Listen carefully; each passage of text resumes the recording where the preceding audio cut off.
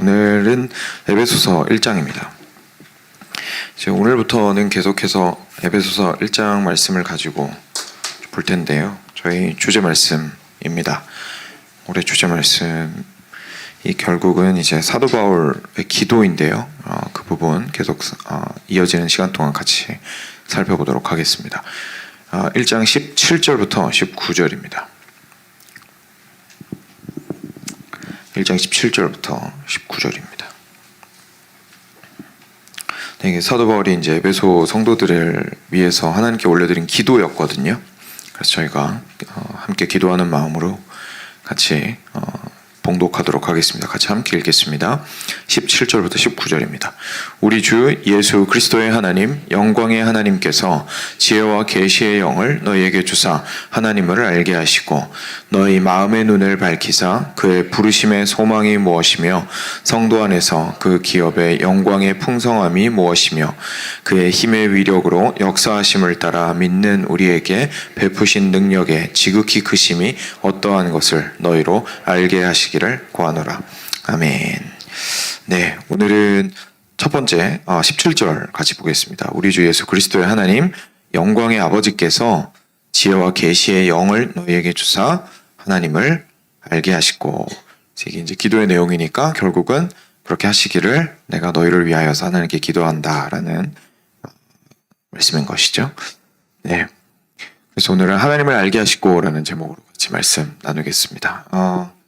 내일이랑 이렇게 이어서 진행되는 부분들 제가 그래도 조금 말씀을 드리면 도움이 되실 것 같아서 잠깐 말씀드리면, 내일은 18절 상반절입니다. 그래서 너희 마음의 눈을 밝히사 그의 부르심의 소망이 무엇이며, 이 부분 같이 볼 거고요. 그리고 그 다음 날은 금요일이죠. 금요일 아침은 성도 안에서 그 기업의 영광의 풍성함이 무엇이며, 그리고 마지막 날은 그의 힘의 위력으로 역사하심을 따라 믿는 우리에게 베푸신 능력의 지극히 크심이 어떠한 것을 알게 하시기를 원하노라 주제로 저희 계속해서 말씀 살펴보도록 하겠습니다. 그래서 약간 눈치채셨는지 모르겠지만 이걸 통으로 표로 정할 수가 없어서 17절만 얘기한 것이지, 사실은 이제 기도 전체에 있는 내용들을 다 품고 싶다는 개인적 욕심을 담고 있습니다. 네, 오늘은 이제 그래서 17절로 돌아오겠습니다. 하나님을 알게 하시고 라는 부분으로 같이 살펴보죠. 여러분, 혹시 하나님을 안다 라는 표현 들으시면 무슨 생각 드세요? 하나님을 안다. 나 하나님 모르는데? 이러신 분 분명히 있을 겁니다. 솔직하신 건 전 좋다고 생각합니다. 네. 근데 이제 하나님을 안다. 우리 그동안 이제 신앙생활을 오래 해왔으니까요. 하나님을 안다라고 표현을 했을 때 혹시 무슨 생각 드세요? 이런 질문 안 해보셨죠? 근데 사실 진지하게 좀 해볼 만한 질문입니다. 내가 하나님을 안다라고 말을 하는데 그게 도대체 무슨 말이지? 그죠? 그게 도대체 무슨 말이지? 우리가 우리로 하나님을 알게 하소서라는 이제 표어를 가지고 2024년 시작하기로 했잖아요. 근데 이거를 성경적으로 설명을 안 하고 그냥 넘어가잖아요. 그럼 저희 나름대로 그냥 하나님을 알아야겠다라는 생각을 가지고 그냥 살아가게 됩니다. 근데 문제가 뭐냐면 생각보다 저희 생각이 상당히 많이 다릅니다. 서로. 하나님을 안다라는 것 자체에 대해서 가지고 있는 인상도 다르고요. 경험도 다르고 이렇게 생각하는 것들이 참 많이 다릅니다. 뭐 이런 거랑 비슷하다고 할 수 있겠죠. 뭐 지나가다가 이제 미국이니까 How are you doing? How are you? 뭐 이렇게 인사합니다. 그렇죠? 대답하는 사람은 Good, thanks 하고 지나갑니다.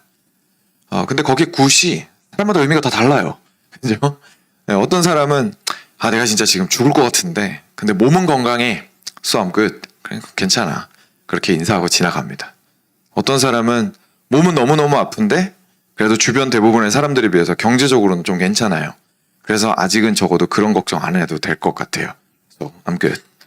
나 괜찮아요. 잘 지내고 있어요. 어떤 사람은 몸도 아프고 돈도 없는데 애들이 너무 잘 됐어요. 근데 다른 사람들 옆에서 보니까 자녀 걱정 때문에 맨날 속 썩이는 것 같아요. 자기는 속으로 그치, 자녀가 이렇게 잘 되면 그래도 나는 큰 복 받은 거지. So I'm good. 그죠?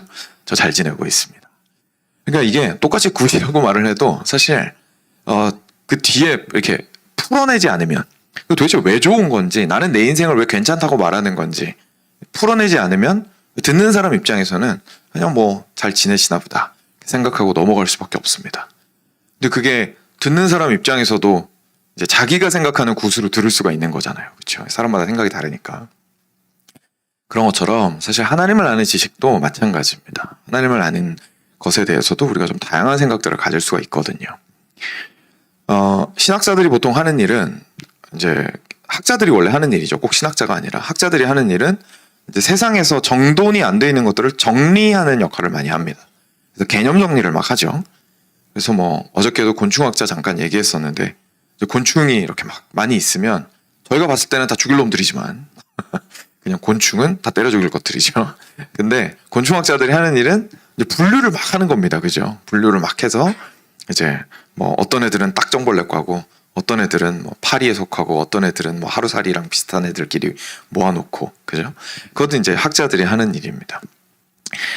근데 저희들이 살아갈 때는 그렇게 살지 않다 보니까 뭐 모기가 다 똑같은 모기고 거미가 다 똑같은 거미니까요. 그래서 저희들이 볼 때는 인생을 바라볼 때 그렇게 뭐 구분지어서 보지를 않습니다. 그냥 긴 스펙트럼으로 보이죠, 우리 눈에는. 그래서 우리 나름대로의 의견을 가지고 어디쯤에 위치해서 살아가고 있습니다. 근데 하나님을 아는 것에 대해서도 이제 똑같은 거죠. 그냥 어디쯤에 위치해서 나름대로의 생각을 가지고 하나님을 섬기면서 살아가고 있죠. 근데 이거를 그래도 오늘 이해하기 좋기 위해서 크게 두 가지 분류로 놓고 좀 생각을 해보려고 합니다. 한쪽에는 이런 사람들이 있습니다. 바로 방금 말씀드렸던 학자처럼 하나님을 알고자 하는 사람들입니다. 소위 신학자라고 말하는 사람들이죠. 근데 꼭 신학자들, 그러니까 다시 말해서 석사나 박사 학위가 있는 사람들만 그렇다라는 뜻은 아닙니다. 왜냐하면 본인의 관심 각도가, 자기가 바라보는 방식이 그 신학자랑 유사할 수 있습니다. 하나님을 알고자 할 때, 하나님을 알고자 하는 방식이 신학자랑 유사할 수 있죠. 그래서 보는 책들도 다 그런 책들 보고, 생각하는 방식도 그런 식으로 생각을 하는 거죠. 뭐냐면 하나님을 내가 알아야 하는 대상으로 생각을 하는 겁니다. 다시 말해서 연구 대상으로 삼는 거죠, 하나님을. 그래서 하나님을 캐내고, 하나님을 분석하고, 하나님의 하신 일들을 종합하고 해서 정돈하고 개념 정리를 하고 하나님에 대해서 할 말을 참 많이 만드는, 그렇죠?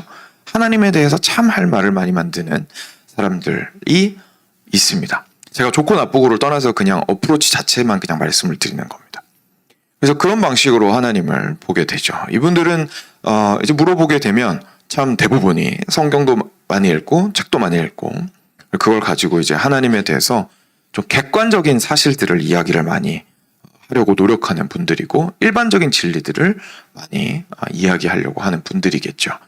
아까 말씀드렸던 것처럼 저희는 모든 곤충을 다 때려 죽일 놈으로 보지만 실제 학자들한테는 너무너무 신비롭고 세상의 아름다움을 보여주는 연구 대상으로 보이잖아요. 그런 눈으로 이제 하나님을 바라보는 겁니다. 근데 다른 한쪽에는 어떤 식으로 이제 하나님을 아는 사람들이 있냐면, 제가 판단했을 때는 사실 우리 대부분이 이 카테고리에 들어갈 텐데, 바로 경험으로 하나님을 알아가는 사람들이 있습니다. 그렇죠? 그래서 정리를 한다기보다는 나름대로 이렇게 사람이니까 정리를 하기는 하지만 정리하는 것 자체가 목적이 있는 게 아니고, 저희는 보통 하나님을 실제로 경험하는 데에 경험하는 것을 통해서 하나님을 알아가는 길들을 많이 걸어갑니다. 이건 이제 친구를 아는 거랑 좀 비슷하죠. 친구를 아는 거랑. 친구를 알아가는 거는 그 사람의 마음을 저희가 다 이해할 수가 없잖아요. 그 10길 물길은 알아도 그 작은 사람의 마음은 알 수가 없는 것처럼, 사람 마음 다 알 길이 없으니까 결국은 부딪히는 수밖에 없습니다. 대화하고 같이 지내고 생일 축하도 하고 한번 승질도 냈다가 싸워보기도 하고, 그리고 다시 화해하고, 명절날 이제 같이 모여서 여행을 가기도 하고, 여행 루트도 같이 짜보고, 그렇죠?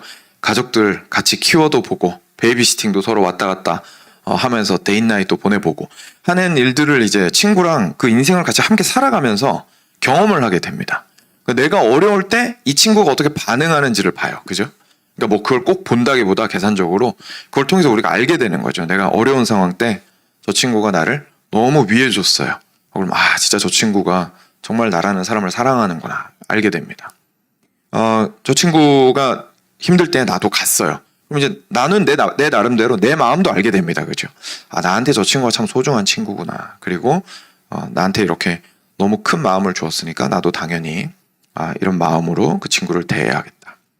하면서 서로 그 실제로 경험을 해 나가면서 이 사람을 알아가는 인생을 우리가 주로 살아갑니다. 옆에 사람들이 물어봐요.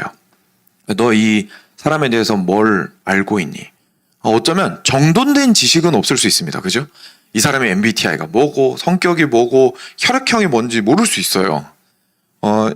이 사람의 고향이 어딘지 어쩌면 친한 친구인데도 까먹었을 수도 있습니다.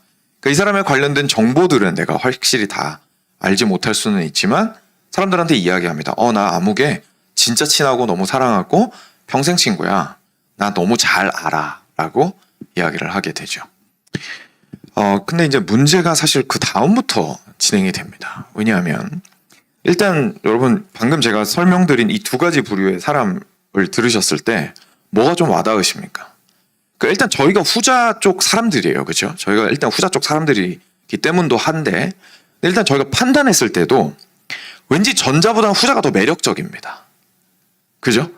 그러니까 그 학자처럼 하나님을 아는 사람보다는 그래도 경험을 통해서 하나님을 아는 것이 진짜로 아는 것이다라는 마음이 아무래도 많이 들고 그렇죠. 그리고 실제로 저희가 솔직하게 말하자면 이쪽에서 하나님에 대해서 말하는 사람들은 어려운 건 둘째치고 그 사람들이 말하는 건 너무 어려운 건 둘째치고 일단 정이 안 가요. 그죠?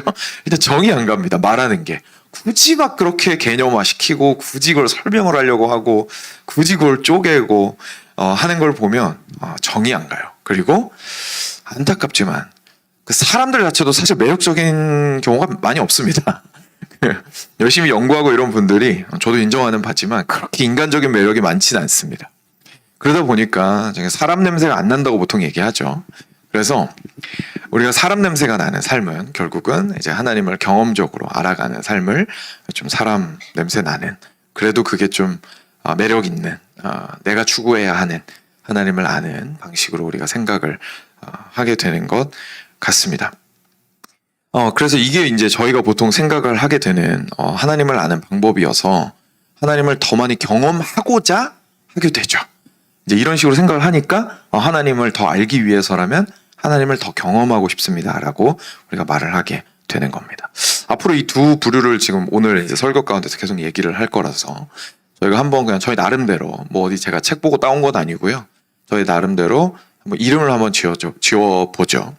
그 전자의 하나님을 연구하는 자들의 하나님을 우리 연구자들의 하나님 또는 신학자들의 하나님이라고 불러보겠습니다. 그리고 반대편에 있는 우리 대부분은 우리가 좀 경험하고 있는 하나님을 경험이라는 건 굉장히 개인적인 겁니다. 그렇죠? 경험은 사실 함께 경험할 수 있지만 공유는 안 되거든요. 경험 자체가 공유는 안 되거든요. 그래서 개인적 하나님이라고 이름을 좀 붙여보겠습니다. 그래서 신학자들의 하나님이 한쪽에 있고 개인적인 하나님이 한쪽에 있는 것 같아요. 그리고 저희들한테는 아무래도 개인적인 하나님이 좀 더 와닿는 것 같습니다. 그런데 이게 앞서 말씀드렸던 것처럼 사실 저희가 단지 일반 성도여서 그러니까 신학 교육을 받은 적이 없어서 그러신 게 아닙니다. 사실은 본인들은 모르셨겠지만 이게 시대의 분위기입니다. 이게 과거에는 그렇지 않았습니다.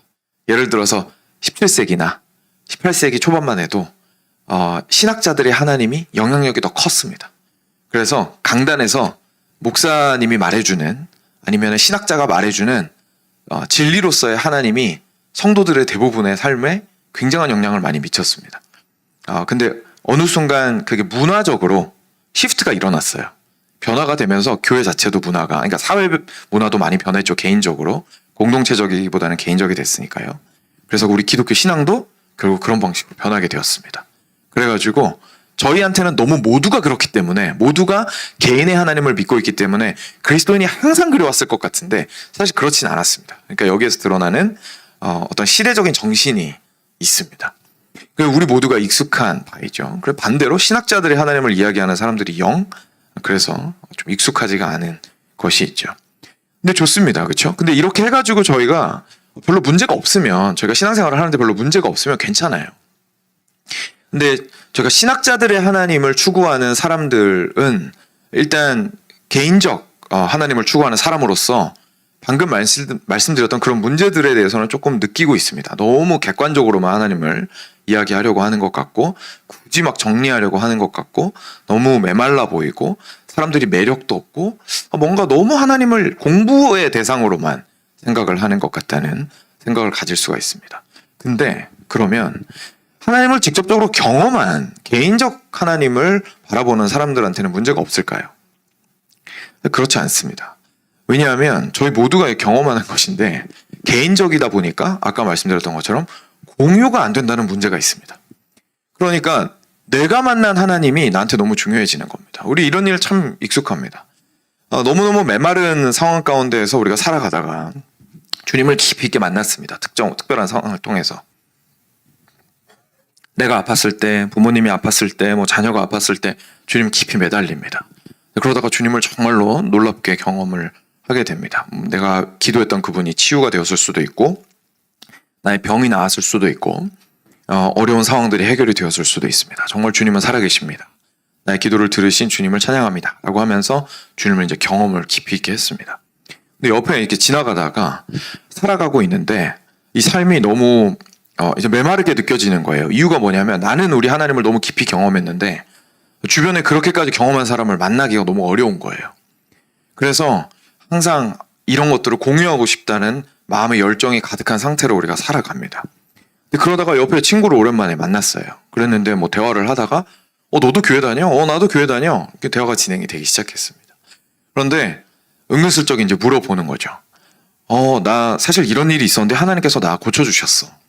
와, 그랬더니 거기에서 이제 완전히 이렇게 팍 스파크가 튀긴 거죠. 나도 그래. 그죠? 나도 그래. 사실 나도 그래만큼 파워풀한 말이 없죠. 그래서 나도 그래 라는 말로 이제 서로 확 하고 연결이 됐습니다. 그래서 와, 정말 우리 하나님 좋으신 분이시지. 우리 하나님 선한 분이시지.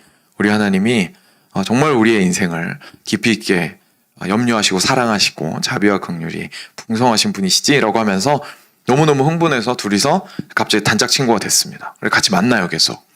만나는 가운데에 지속적으로 하나님께서 하시는 일들을 서로 나누기 시작합니다. 근데 아마 경험해 보셨을 겁니다. 많이 나누면 많이 나눌수록 뭔가 공유가 안 되는 게 발생하기 시작합니다. 왜냐하면 경험은 지극히 개인적이기 때문에 그렇습니다. 근데 그렇게 하다가 이전에 경험했던 하나님에 대한 차이에 대해서는 그래도 인정할 수밖에 없습니다. 그렇죠? 내가 경험한 하나님 누가 뭐라고 해요? 어떻게 말하겠어요? 그러니까 내가 경험했다는 거, 저 친구가 경험했다는 걸 이제 함께 그냥 나누면서 친구로서 잘 지냅니다. 근데 보통 문제가 언제 생기냐면 그래서 앞으로 어떻게 할 거냐는 겁니다. 앞으로 어떻게 할 거냐는 거예요. 어려운 상황에 또 봉착했습니다. 한쪽에 이야기합니다. 내가 만난 하나님은 이 상황에서 멈추라고 하셨어. 근데 갑자기 상대방이 얘기합니다. 내 생각은 좀 다른데 내가 만난 하나님은 이 상황에서 앞으로 나가라고 하시는데 내가 만난 하나님은 여기서 잠잠하라고 하시는데 내가 만난 하나님은 여기에서 말하라고 하시는데 내가 만난 하나님은 기도하라고 하시는데 내가 만난 하나님은 사람을 찾아보라고 하시는데 그러니까 앞으로의 하나님의 인도하심을 받고자 하는 그 길 가운데에서 이게 의견이 종합이 안 돼요. 근데 종합이 안 되는 이유가 어디에 있죠? 우리는 보통 현재 있는 길을 내가 잘 찾지 못해서라고 생각하지만 방금 혹시 제가 예로 들어드린 그 표현들에서 답을 찾으셨는지 모르겠습니다. 내가 만난 사실 포인트가 있기 때문에 문제가 발생을 한 겁니다. 하나님이라고 말을 할 수 없는 거죠, 우리가. 내가 만난 하나님 말고는 말할 게 없는 거예요. 그래서 결국 내가 할 수 있는 말은 내가 만난 하나님입니다. 그런데 내가 만난 하나님을 확장시켜서 온 세계와 온 인생의 사람들에게 적용하려고 하면 적용이 안 되는 상황이 발생을 하게 되는 거죠.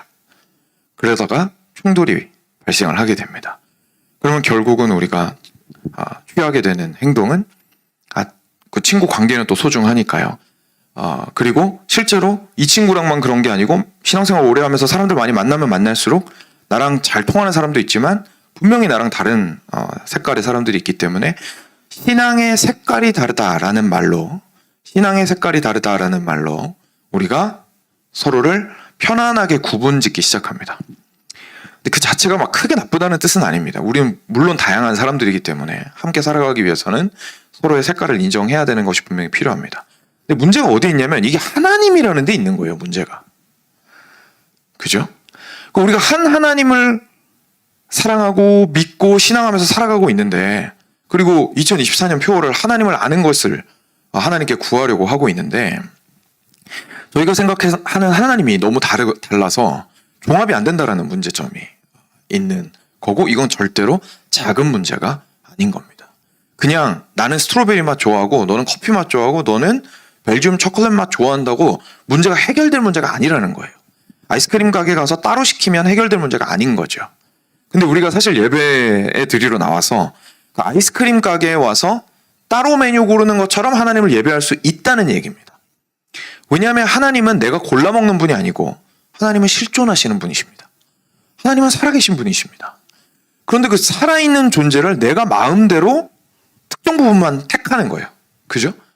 우리는 사실 사람도 그렇게 하면 안 되거든요. 사람이 있으면 그 사람과 관계할 때 있어서 그 사람을 특정 부분만 택하면 안 됩니다.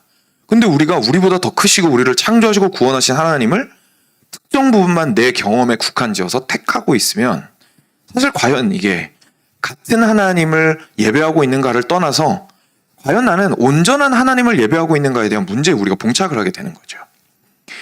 그러니까 우리가 완전한 컨센서스, 완전한 의견의 일치를 볼 수는 없습니다. 미리 말씀드리지만. 왜냐하면 우리의 한계 때문에, 그죠? 우리 인간의 한계 때문에, 생각의 차이 때문에 당연히 우리 모두가 똑같은 말과 똑같은 생각을 할 수 없는 건 우리 인정하고 가야 될 겁니다. 절대 저는 똑같은 생각을 가져야 된다고 말씀드리는 게 아닙니다. 근데 그래도 그렇게 인정을 한다 하더라도 하나님에 대한 가장 커다란 일치에 대해서는 우리가 당연히 한 교회가 아주 굳건하게 가질 수 있어야만이 앞으로도 살펴보겠지만 더욱더 교회로서 단단해질 수가 있는 것이죠. 그리고 우리 개인의 신앙도 주변에 굉장히 쉽게 풀어서 말씀드리면 주변에 친구가 많아지는 겁니다. 그죠? 말통하는 사람이 더 늘어나는 거죠. 그러니까 정말 우리 한 하나님을 고백하고 있어. 한 하나님을 믿고 있어. 한 하나님을 알고 있어. 라고 말을 할 수 있게 되는 겁니다. 이게 하나님을 믿고 있고 거대한 교회에 다니고 있고 큰 교회에 다니고 있고 신앙생활을 오래 했는데도 불구하고 많이 흔들리고 하나님에 대한 생각도 자꾸 불안한 이유 중에 하나는 주변에 공유할 수 있는 사람이 없어서 그런 것도 굉장히 크거든요. 내가 알고 있고 내가 경험한 이 하나님이 다른 사람한테는 안 먹히는 것을 저희가 경험을 많이 하게 되기 때문에 그런 것이죠. 그래서 이 두 하나님, 신학자들의 하나님과 개인적인 하나님이 계속해서 충돌할 뿐만 아니라 개인적인 하나님 안에서도, 그죠? 서로 종합이 안 된다라는 문제점이 있다는 것을 우리가 좀 살펴보게 됩니다. 결국 정리되는 것이 없기 때문이죠. 그러다 보니까 또 앞서 말씀드렸던 것처럼 서로 이렇게 신앙의 컬러라는 것으로 서로 구분을 지으면서 평온하게 살아가기를 원하는 사람이 있기도 하지만 혹시 주변에서 그런 사람 보신 적 있으세요? 그래서 회의주의자가 되는 사람들도 있습니다. 회의주의자. 어떤 사람들이냐면 이렇게 말하는 거죠. 그래서 하나님은 알 수 없어. 그래서 하나님은 알 수 없어. 라고 이야기하는 거죠. 아니 네가 말한 하나님 내가 말한 하나님 다 다른데 뭐 결국은 정답이 어디 있어. 그러니까 하나님에 대한 정답을 찾을 수 있다라는 기대에 이만큼 부풀어 있다가 신앙에 알아가면 알아갈수록 하나님에 대한 그 지식을 알 수 없다라는 것을 깨닫게 되면 깨닫게 될수록 이게 뻥 하고 터지는 거죠. 그 기대가. 그래서 실망감이 너무 커지는 겁니다. 뭐 그냥 그렇게 사는 거지. 그게 인생이지. 라고 생각하면서 회의주의적으로 우리가 알아가면서 사는 수밖에 없게 되죠. 혹시 스스로를 돌아보시면 어디에 좀 공감이 되시는지 모르겠습니다. 어떤 부분에 더 공감이 되십니까? 그런데 오늘 말씀이요, 우리한테 이야기해 주시는 아주 명확한 길이 있습니다. 그러니까 무슨 말이냐면 이런 겁니다. 우리가 다른 종교들을 볼 때요, 우리가 종교다원주의라는 표현 아시죠? 그러니까 모든 종교가 어차피 다 똑같다 이런 표현이 있습니다. 근데 이게 이제 종교다원주의에서 주로 얘기하는 게 이거잖아요. 올라가는 목적지, 신으로 올라가는 목적지는 똑같은데 올라가는 길은 다양하다. 이제 이렇게 이야기하잖아요. 근데 개인의 하나님을 우리가 말하게 되면 우리가 다원주의자는 아닌데, 종교도 다원주의자는 아닌데 사실 비슷하게 말하는 게 돼버리는 돼버리는 겁니다. 무슨 말인지 이해되시죠? 왜냐하면 어차피 다 개인적인 하나님을 만나서 그 하나님한테만 가면 되는 거 아니냐고 얘기를 하는 거니까요. 그런데 성경은 그 길도 중요하다고 이야기합니다. 그 길이 굉장히 중요하다고 이야기를 합니다. 그리고 그것을 알려주는 것이 오늘 본문입니다. 자, 이제 이걸 알려드려서 큰 힌트를 드렸으니까 17절 다시 보겠습니다. 17절 같이 한 목소리를 읽겠습니다. 우리 주 예수 그리스도의 하나님 영광의 아버지께서 지혜와 계시의 영을 너희에게 주사 하나님을 알게 하시고 하면 어떻게 하나님을 알게 하시고가 나와 있죠. 어떻게 알고요? 지혜와 계시의 영을 누가 주십니까? 하나님이 주셨어. 근데 그 하나님이 누구십니까? 예수 그리스도의 영광의 하나님이십니다. 사랑하는 여러분, 우리가 하나님을 알 수 있는 유일한 방법이 있습니다. 그건 바로 우리가 어제 말씀드린 것처럼 그리스도 안으로 들어가는 겁니다. 그리스도 안으로 들어가야 하나님을 알 수가 있습니다. 신학자들의 하나님의 가장 큰 문제가 뭔지 아세요? 그리스도 안으로 들어가지 않고 하나님에 대해서 말하려고 한다는 겁니다. 학자들에게 최고의 덕목은 뭡니까? 혹시 아세요? 중립성을 지키는 겁니다. 이게 학자들의 최고의 덕목입니다. 한쪽으로 경도되면 그 객관적인 판단이 불가능하기 때문에 그러면 안 된다라고 이제 말을 하는 것이죠. 그래서 올바르게 사회 현상을 바라보려면 우리가 영어로 바이어스라고 그러죠. 편견을 가지고 접근하면 안 되니까 아주 중립을 최대한 지키는 방식으로 그 연구 대상을 접근을 해야 됩니다. 우리 보통 이렇게 생각합니다. 하나님, 저는 경도되지 않겠습니다. 하나님께서 증거를 보여주십시오. 그러면 제가 하나님께 들어가겠습니다. 증거 먼저, 그 다음에 올인은 그 다음. 이제 그렇게 생각합니다. 그죠? 증거 먼저, 올인 그 다음. 근데 성경 뭐라고 말씀하시는지 아세요? 그리스도께로 들어가지 않으면 알 수가 없어요. 다시 말해서 우리가 하나님을 알아가는 데 있어서 non-biased, 편견이 없는 알면 없습니다. 편견이 없는 알면 없습니다. 왠지 아세요? 좀 이따가 말씀드릴게요. 종합해서 말씀드릴 때 말씀드리겠습니다. 하여간 신학자들의 하나님의 문제는 거기에 문제가 있는 겁니다. 우리가 매력을 왜 못 느끼는지 아세요? 신학자들의 하나님에 대해서 우리가 매력을 느끼는 건요, 어떤 사람이 특정한 방향으로 미친 듯이 달리고 있을 때 저희가 매력을 느낍니다. 그 사람이 인생에 가지고 있는 확신과 그 사람이 인생을 어떻게 사는지 알고 있는 것 같은 그 모습과 그 사람이 거기에 인생을 올인하는 그 모습과 그런 것들에서 저희가 매력을 느끼는 거거든요. 뭔가 있는 것 같다. 그때 매력을 느끼거든요. 근데 학자들의 삶에 매력이 안 느껴지는 이유가 뭐냐면 공감이 안 되는 것도 있는데 너무 거리를 두고 있는 거예요. 대상이랑. 그래서 그냥 쳐다만 보고 있는 거죠. 동물원에서 판다를 이렇게 안에다가 가둬놓고 관찰하고 있는 것처럼. 그래서 하나님을 그렇게 관찰하고 있으니까 매력이 안 느껴지죠. 그 사람은 자기 인생은 자기 뜻대로 살아가면서 쳐다보기만 하고 있거든요. 하나님에 대해서 할 말은 엄청 많습니다.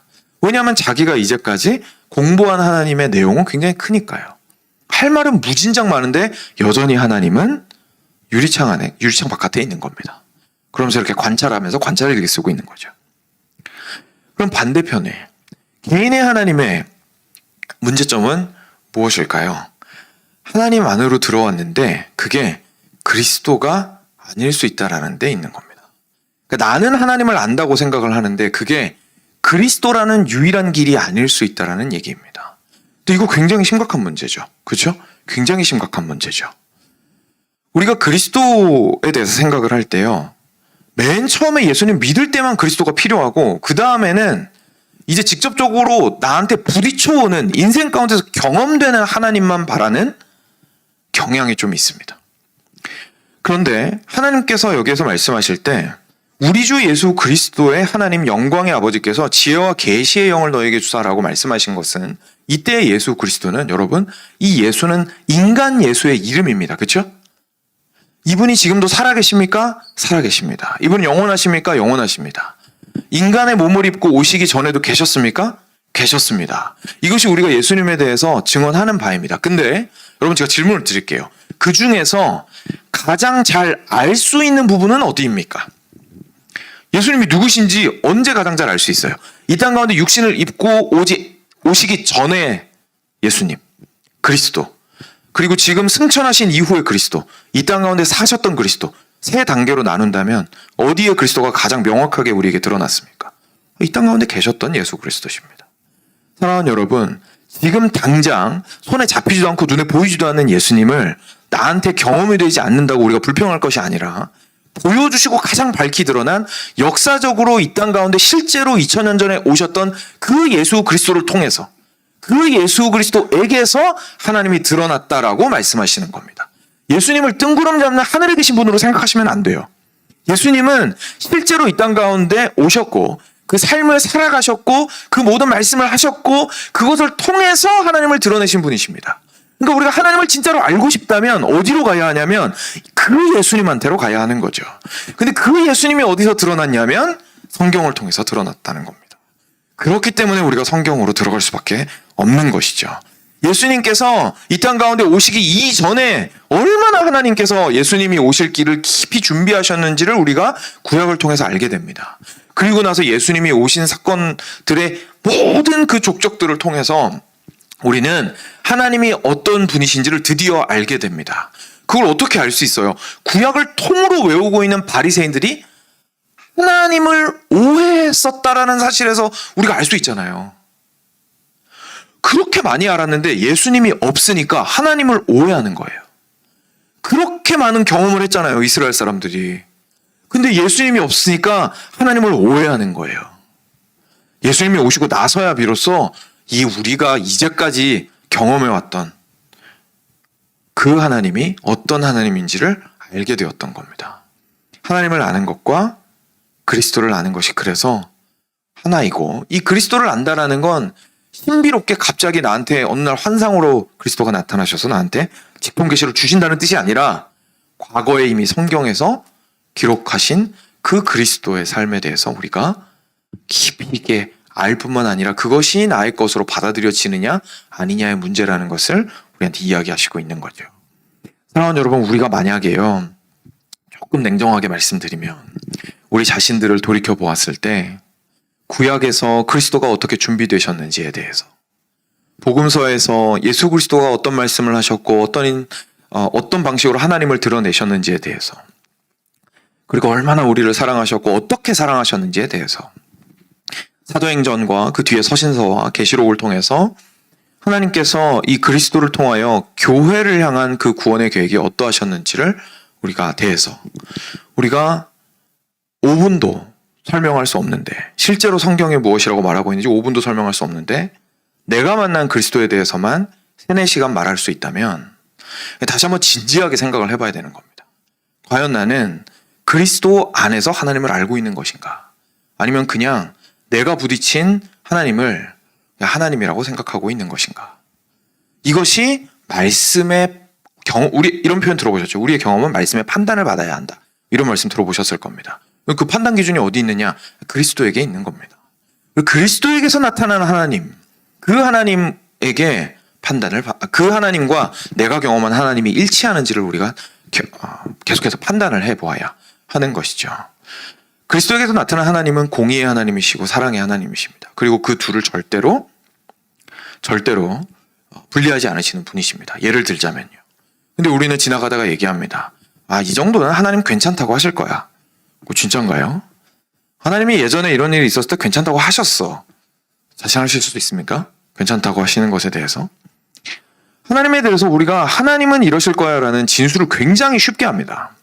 근데 과연 그게 말씀이 말하고 있는 바인지에 대해서, 그리스도가 드러내는 하나님이신지에 대해서는 저희가 아주 진중해야 할 필요가 있다는 것이죠.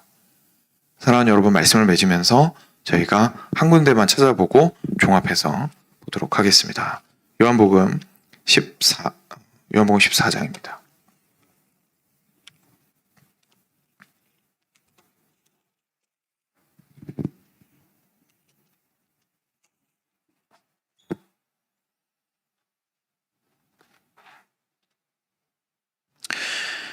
아이고, 잠시만요.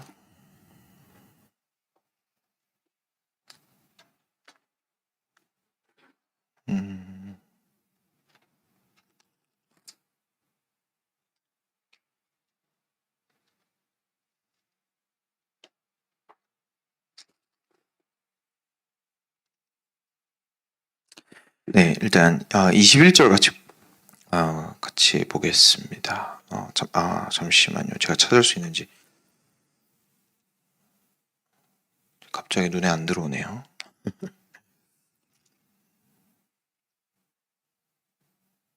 네, 일단 21절 같이 한 목소리를 읽겠습니다. 같이 읽겠습니다.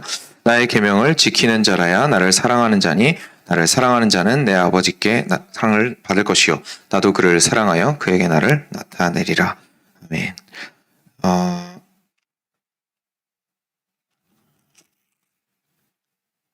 네.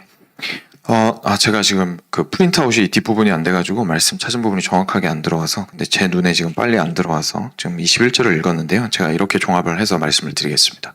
신학자들의 하나님과 그리고 우리 개인의 하나님 모두의 문제점은 결국 종합해서 성경이 말하고 있는 바는 무엇이냐면 하나님을 사랑하지 못한다는 데 있습니다. 하나님을 사랑하지 못한다. 아까 말씀드렸던 것처럼 신학자들은 그냥 연구일지만 쓰고 있기 때문에 사랑을 하지 않는 거예요. 근데 다른 쪽은 사랑한다고 생각하는 겁니다.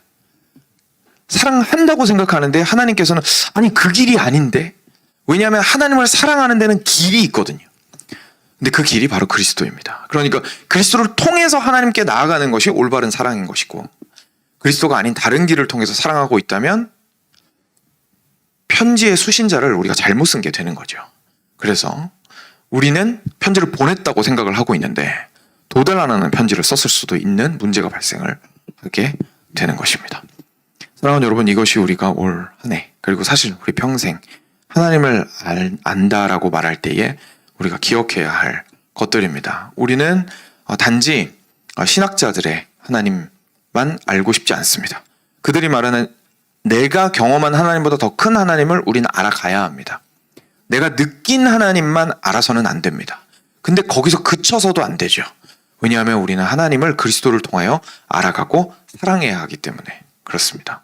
그것이 바로 아까 말씀드렸던 그리스도 안으로 들어가야만 하나님을 알 수 있다는 뜻입니다. 그리스도를 사랑해야 그리스도 안으로 들어가고, 그랬을 때에서만 비로소 우리의 인생보다 더 큰 주님을 만날 수 있게 되기 때문에 그렇습니다. 같이 기도하겠습니다.